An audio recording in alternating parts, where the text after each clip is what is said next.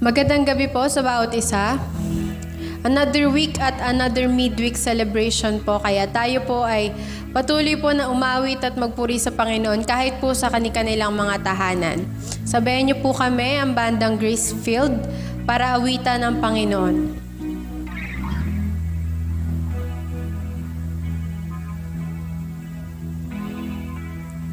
The splendor of the King, clothed in majesty, let all the earth rejoice, all the earth rejoice. He wraps himself in light, and darkness tries to hide, and trembles at his voice, trembles at his voice. How great is our God! Sing with me, how great is our God! And oh, see how great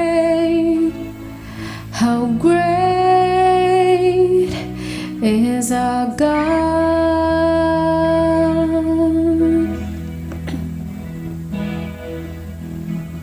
Age to age he stands,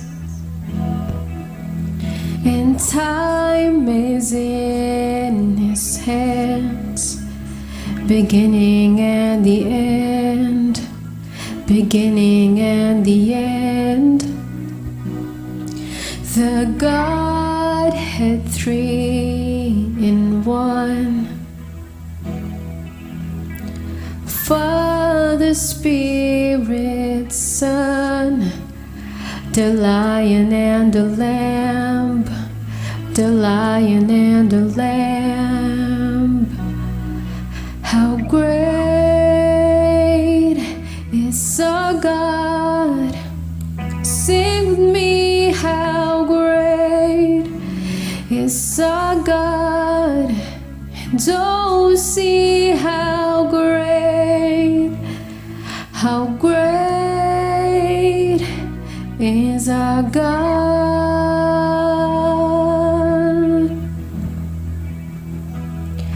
How great is our God!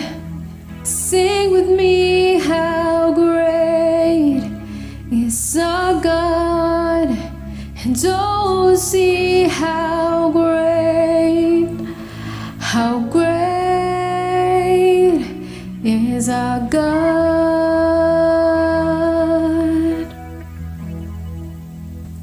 You are the name above all names.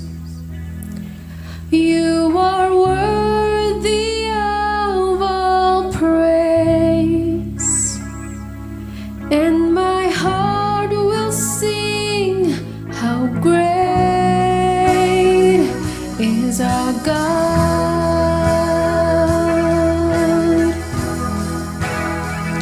You are the name above all names. You are worthy of all praise, and my heart will sing how great is our God.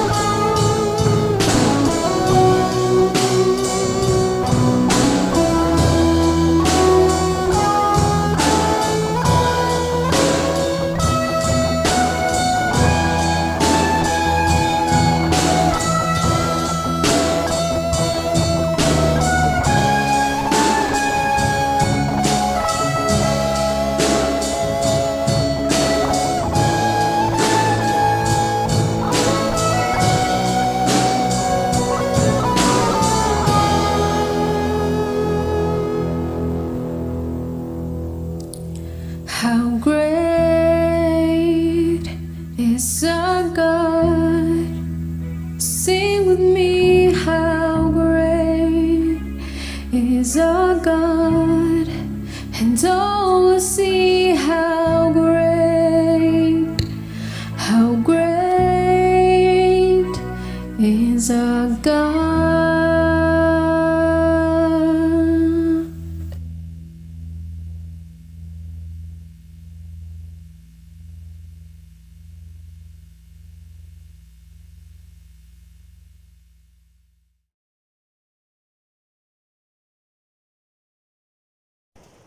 Good evening po and welcome po sa ating pong midweek service. Tayo pong lahat ay manalangin. Manaming Diyos na makapangyarihan sa lahat, pinupuri ka po namin, sinasamba, Panginoon. Lahat ng papuri, karangalan, pagsamba ay sa inyo po lamang. Salamat po sa gawa po ng inyo pong kamay na patuloy po namin nararanasan, sa inyo pong pagmamahal na aming na-experience every single day of our lives. Even in this pandemic, O Lord God, mas nakita pa po namin, Panginoon, ang inyo pong pag-iingat, ang inyong provision, ang inyo pong love sa bawat isa na nagtitiwala po sa inyo. Nawa, Panginoon, ay ito pong pag-aaralan namin ngayong gabi ay makapag-enhance pa po, Panginoon, ng aming trust sa inyo, O Lord God. At pinagkakatiwala din po namin sa inyo, Panginoon, namin pong pag-aaral tonight with the help of the Holy Spirit na siyang tunay pong nagpapaunawa, nagbibigay ng kaliwanagan sa aming pong mga pinag-aaralan. Nawa, Panginoon, tulungan niyo po kami na aming pong mapag-aaralan na iwag po manatiling kaalaman lamang sa aming mga kaisipan, kundi po ay maging parte po ng aming buhay at makapagbigay po ng kapurihan sa inyo every single second of our life. And this is what we pray in Jesus' name. Amen. Alright, tonight, pinamagatan ko po ang ating study, to die is gain. Mula po sa Acts chapter 1 verses, Acts chapter 25 verses 1 to 12.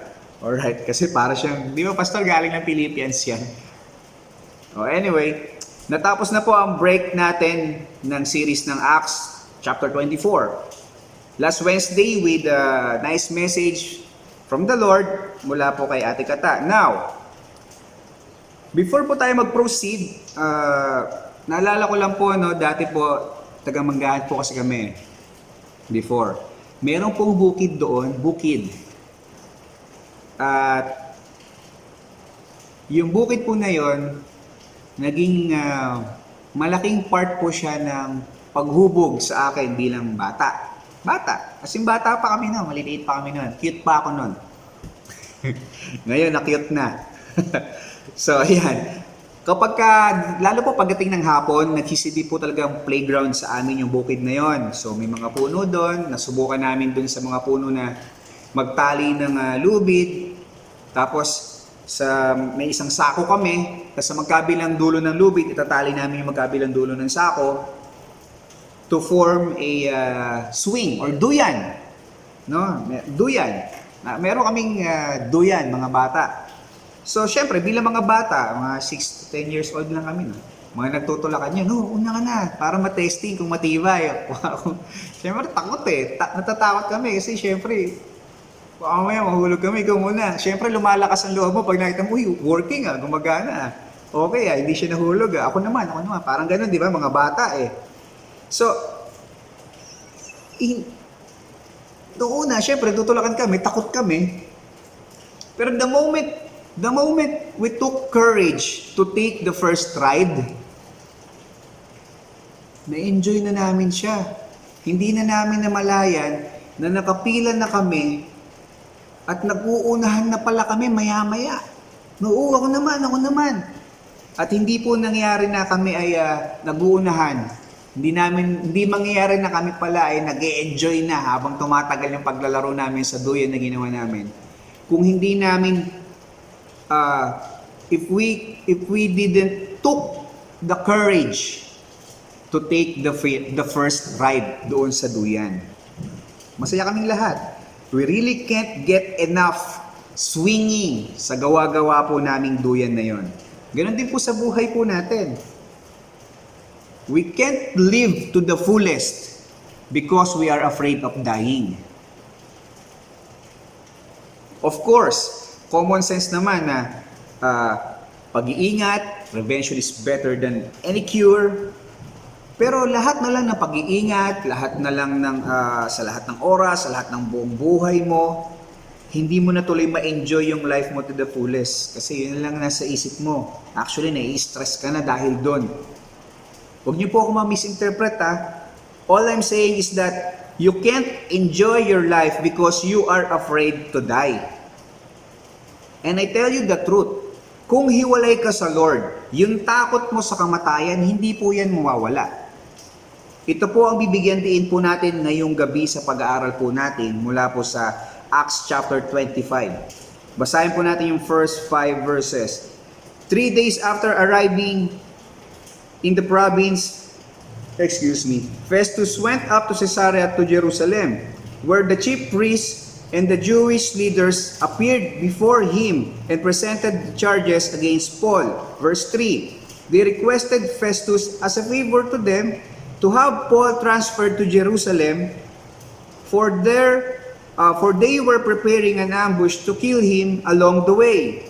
Next 2 verses, 4 and 5. Festus answered, Paul is being held to Caesarea, and I myself am going there soon.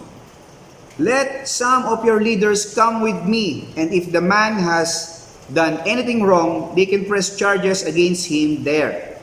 So, why did the high priest and the Jewish community or Jewish leaders want Paul to transfer back to Jerusalem from Caesarea?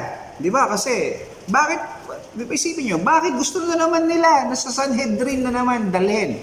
O, kagaya ng naunang plano, aambushin nila si Paul. Napakasimple. Hindi pa rin nabago yung kanilang pagnanasa na patayin si Paul sa pamagitan ng ambush. Actually, hindi sila threatened kay Paul mismo. Kay Paul mismo, hindi sila threatened. Alam niyo po kung saan sila threatened? Doon sa message na dala ni Pablo. Kaya ang thinking nito, probably ang thinking nito mga to, kapag namatay ang nagdadala ng message, patay ang message na nakakapag-threat sa atin. Threat sa society nila yon, sa status nila sa society. Tinitira kasi yung kanilang masasamang gawain. So, ganun talaga. The message of the Lord is a threat to those who do bad things. Kaya pag may ginagawa kang masama, parang natetrated ka ngayon, parang naiinsulto ka na parang hindi ka mapakali kapag ikaw ay nakagawa ng kasalanan, di ba? So, tuloy natin. Acts chapter 25 verse 6 to 9. After spending 8 to 10 days with them, Festus went down to Caesarea. The next day, he convened the court and ordered that Paul be brought before him. When Paul came in, the Jews who had come down from Jerusalem stood around him. They brought many serious charges against him, but they could not prove them. Then Paul made his defense. I have done nothing wrong against the Jewish law or against the temple or against Caesar. Festus, wishing to do the Jews a favor, said to Paul, Are you willing to go up to Jerusalem and stand trial before me there on these charges? Actually, hindi na pinagtagal ni Festus. Pagbalik niya ng Caesarea, hearing na. At syempre, mabibigat yung paratang kay Pablo. At syempre, yung mabibigat na paratang kay Pablo, hindi na naman nila mapatunayan. Di ba? Tingnan po natin ang sagot ni Pablo nung tinanong siya kung gusto pa niyang sa Jerusalem ka ulit litisin, punta ka ulit doon. Siyempre, Sanhedrin ang meron doon. Ang sabi po ni Pablo, verses 10 to 12, "But Paul said, I'm standing at Caesar's tribunal, where I ought to be tried. I have done no wrong to the Jews, as even you can see very well. If then I am doing wrong, or have done anything deserving of death, I do not refuse to die.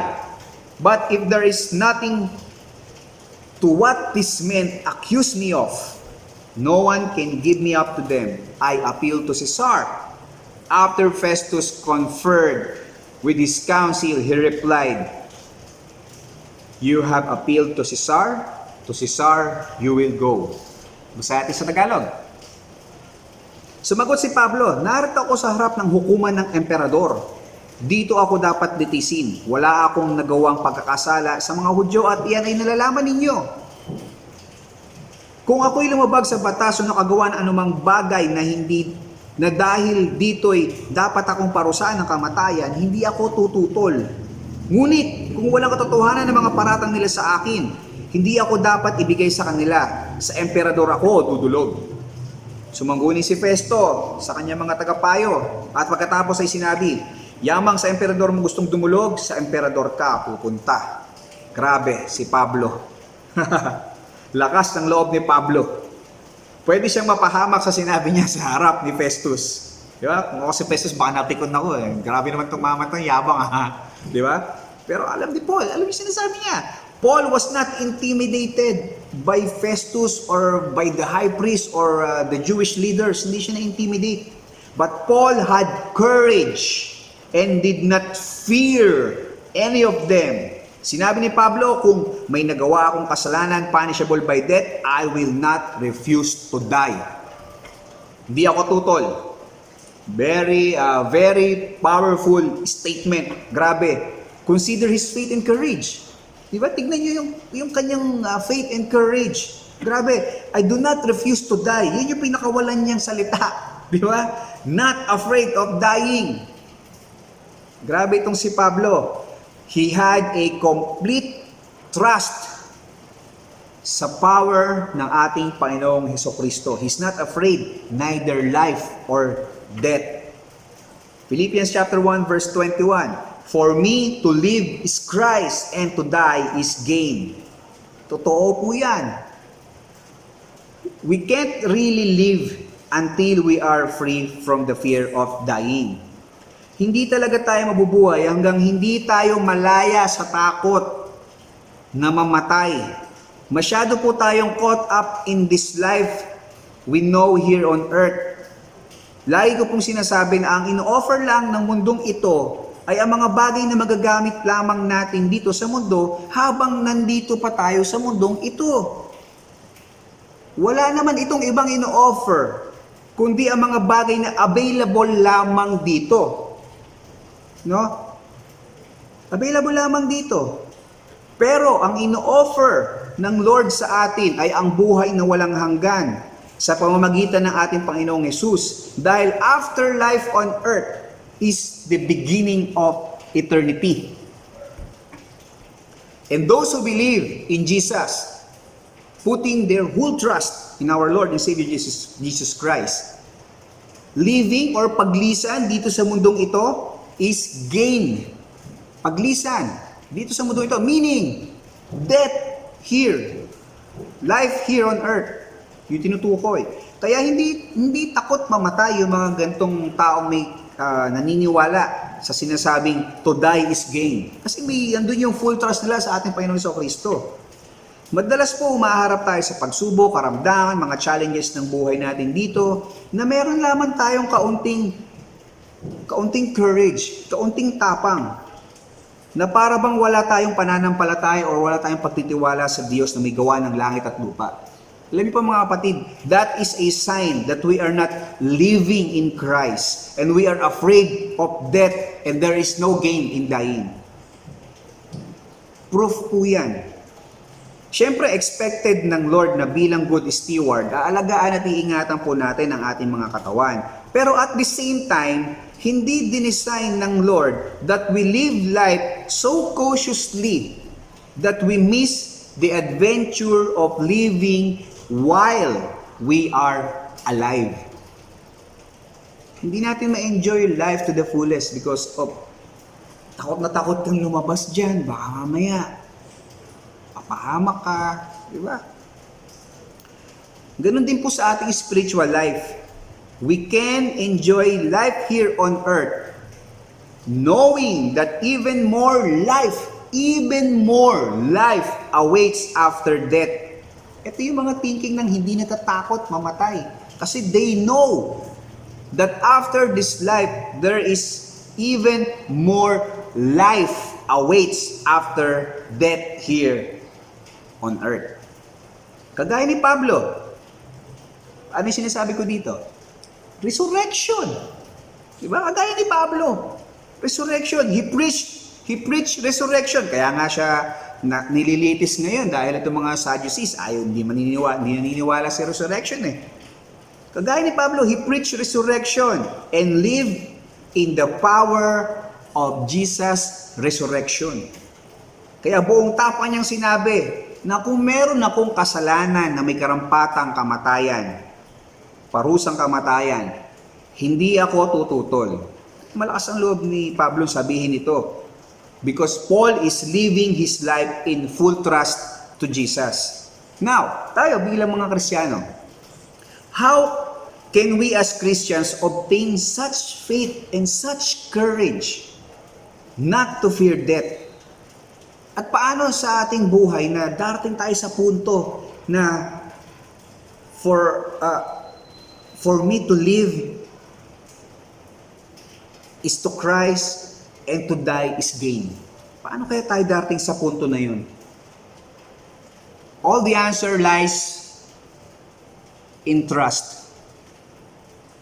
Once you learn to trust your life to the Lord, you can't get enough of that trust and you just find yourself trusting and living in full trust in the Lord. Hindi mo na namamalayan, worry-free ka na. You're enjoying life. You entrusted your life sa ating Panginoon. Hindi mo namamalayan, wala ka na palang wino-worry kahit ano. Even in dying, even death, you are not worried. Sabi sa atin ng Jeremiah verse 7 to 8 ng chapter 17, "But blessed is the one who trusts in the Lord, whose confidence is in Him. They will be like a tree planted by the water that sends out its roots by the stream. It does not fear when heat comes. Its leaves are always green. It has no worries in a year of drought and never fails to bear fruit." Grabe po ito, no?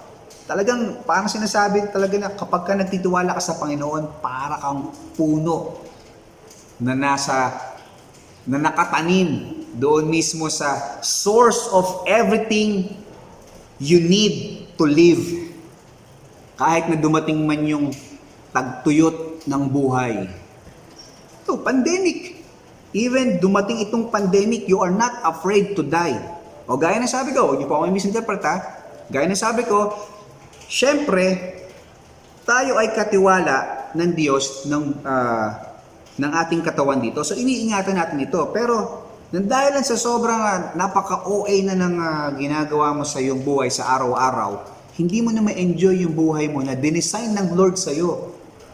Design ng Lord sa atin is to enjoy life to the fullest. Kaya lang, syempre, dahil takot ka, di ba? Hindi mo talaga ma-enjoy. Now, para makatulong po sa atin, here are some biblical truths to overcome fear of death. Kailangan natin itong malaman para naman tayo ay mabuhay para sa Diyos in abundance and life to the fullest. Una, number 1, God is making a place for us. God is making a place for us. John 14, verses 1 to 4. "Do not let your hearts be troubled. You believe in God, believe in me. Believe also in me. My Father's house has many rooms. If that were not so, would I have told you that I'm going there to prepare a place for you? And if I go and prepare a place for you, I will come back and take you to be with me, that you also may be where I am. Verse 4. You know the way to the place where I am going. May lugar na pine-prepare ang Panginoon para po sa lahat na nagtitiwala sa Kanya. With this thing in mind, mababawasan po yung takot nating mamatay. Kasi sure tayo na meron tayong pupuntahan after this life. Di ba? Ayon po sa verse na to, sa bahay ng kanyang ama, ama natin sa langit. Di ba?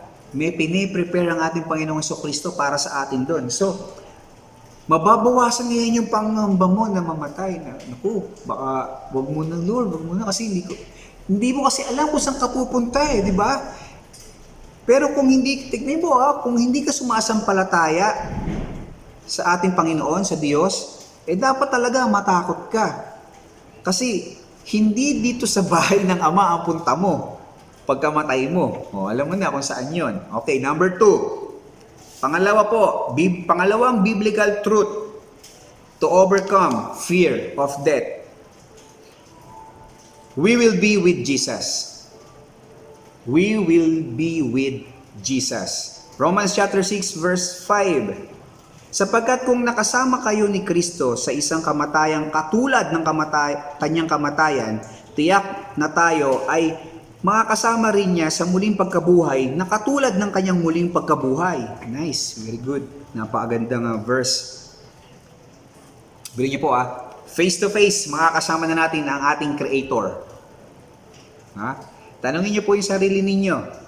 Gusto niyo na ba, gusto niyo na ba, lagi tinatanong yun gusto niyo na ba makita ang inyong Creator? gusto niyo bang makasama ang inyong Creator after life on this earth? O baka naman ang gusto mo makasama, demonyo. Di ba? Natatawa kasi tayo minsan pagka, gusto mo rin makasama yung Creator mo. Uy, wag muna, di ba? Tanungin mo kaya, gusto mo makasama yung demonyo? Alin lang naman yun dun di ba? Ang Creator natin nasa langit, ang demonyo nasa impyerno. So, kagaya po ni Pablo, he puts his whole life being in trust in Jesus.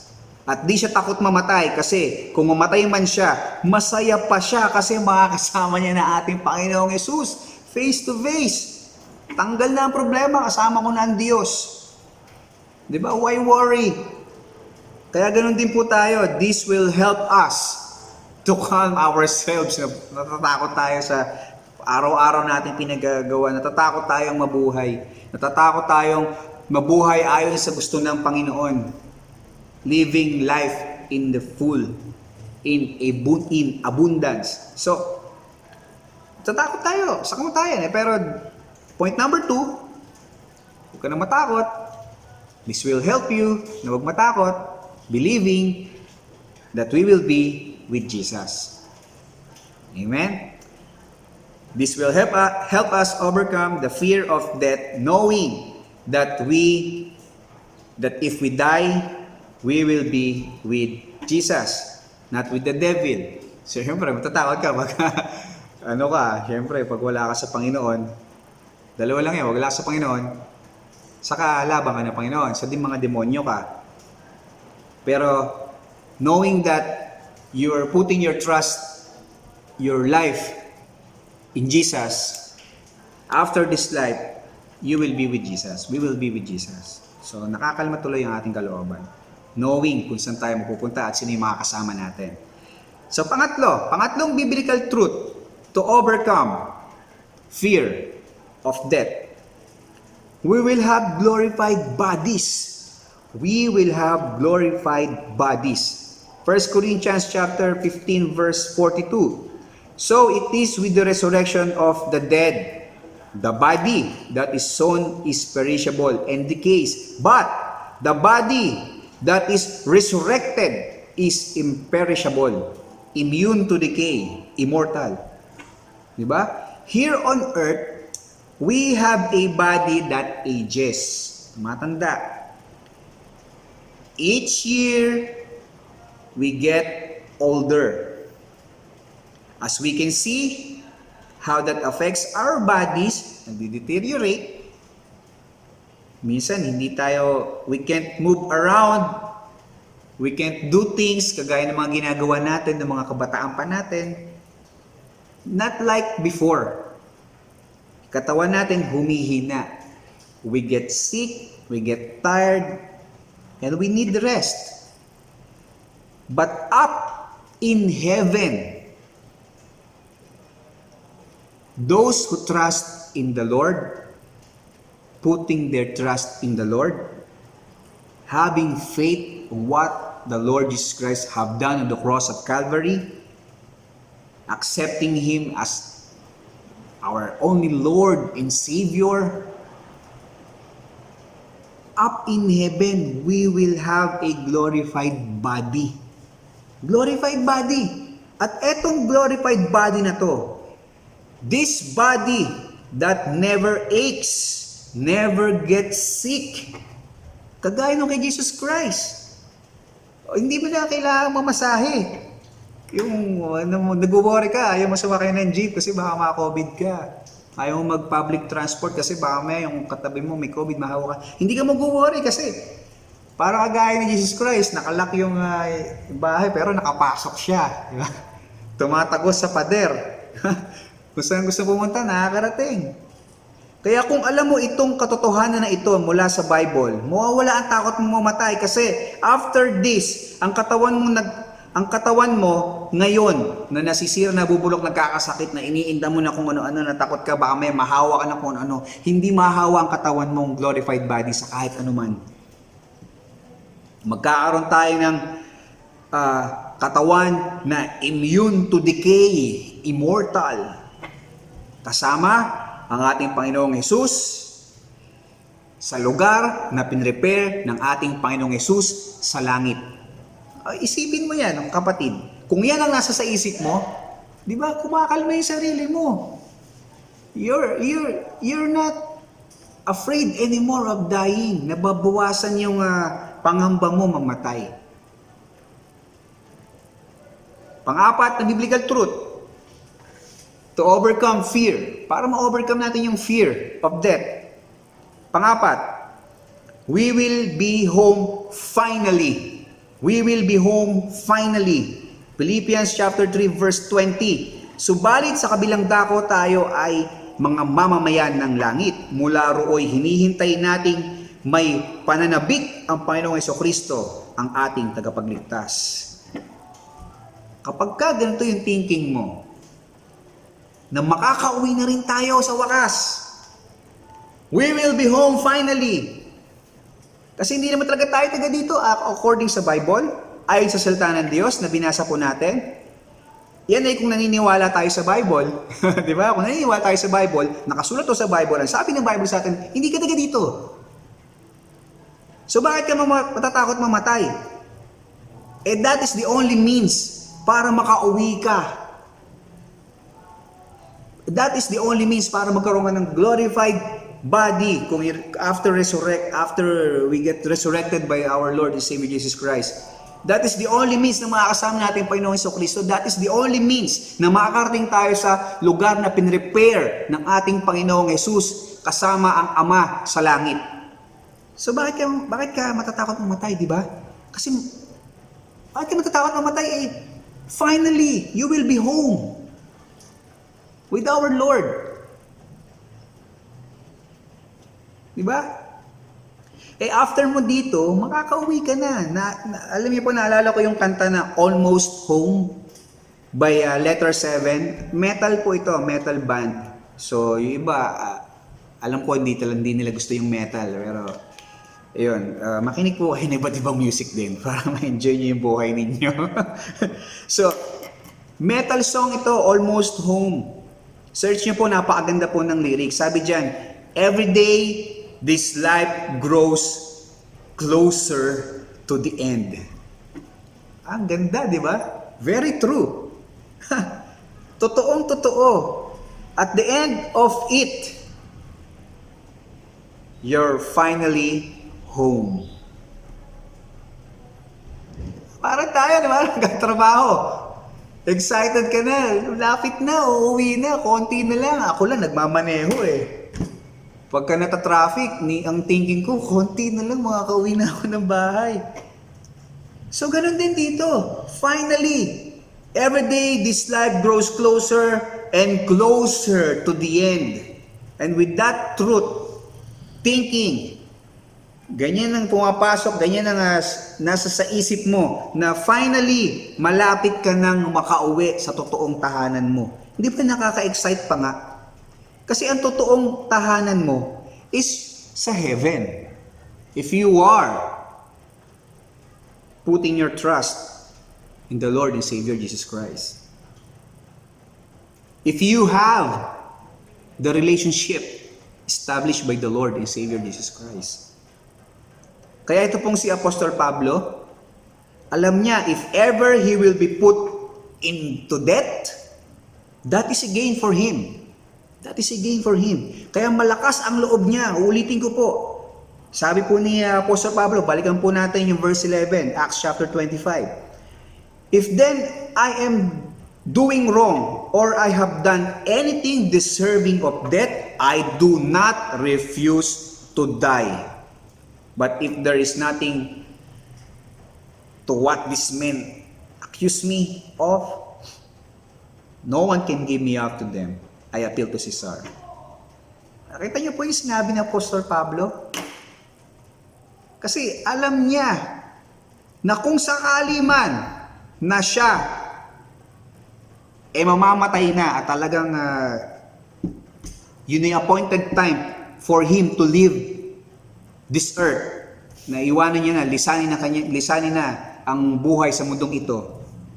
Alam niya ito na finally makakauwi na ako. Finally, itong katawan ko na ito na araw-araw na lang, talagang nakita naman natin yung paghihirap ni Apostol Pablo na talagang pinapatay na siya. Ini-stone to death pa nga. Mapapalitan ng glorified body, and finally, makakasama niya na ang Panginoong Hesus sa lugar kung saan pinrepare ng ating Panginoon kasama ang ating Ama sa langit. Kaya malakas ang loob ni Pablo na kung mamamatay ako, I do not refuse to die. At nawa mga kapatid, ganun din po tayo. Putting our whole trust in our Lord and Savior Jesus Christ, practicing niyo po yan. Take the courage. Yung tapang, yung lakas ng loob, ibigay mo sa Diyos yung buong pagtitiwala mo. At hindi mo namamalayan, nag-e-enjoy ka na pala. You can't get enough of that trust, of that enjoyment. Kasi nakaka-enjoy kapag yung buong tiwala mo nasa Panginoon, na-enjoy mo yung buhay mo kasi you are worry-free. Worry-free, wala kang inaalala. Kaya sabi sa atin ng Apostle Pablo, he trusts the Lord and to die is gain. Yan po yung ating pong conclusion. Trust the Lord. Pagtitiwala, pagtiwalaan, magtiwala, patuloy na magtiwala, walang humpay na pagtitiwala, hindi napuputol na pagtitiwala, araw-araw na pagtitiwala sa ating Diyos. Practicing nyo po yan. At yan po, ma-overcame ninyo yung death. At some point of your life, sasabihin mo sa sarili mo, hindi ako takot mamatay. Kasi natitiwala ako sa Panginoon. Amen? To die is gain. So, kagaya po ng bata na ikinuwento ko kanina, ako nga po yan, na na-enjoy yung swing. Na-enjoy namin yung aming ginawang duyan because we take the courage to take the first ride. Ganon din po sa atin pong buhay Kristiyano. Subukan mo na ngayon. Ibigay mo na ngayon Ano ba yung kinakatakot mo? Ibigay mo sa Panginoon lahat ngayon. Ipagkatiwala mo sa Panginoon lahat ngayon.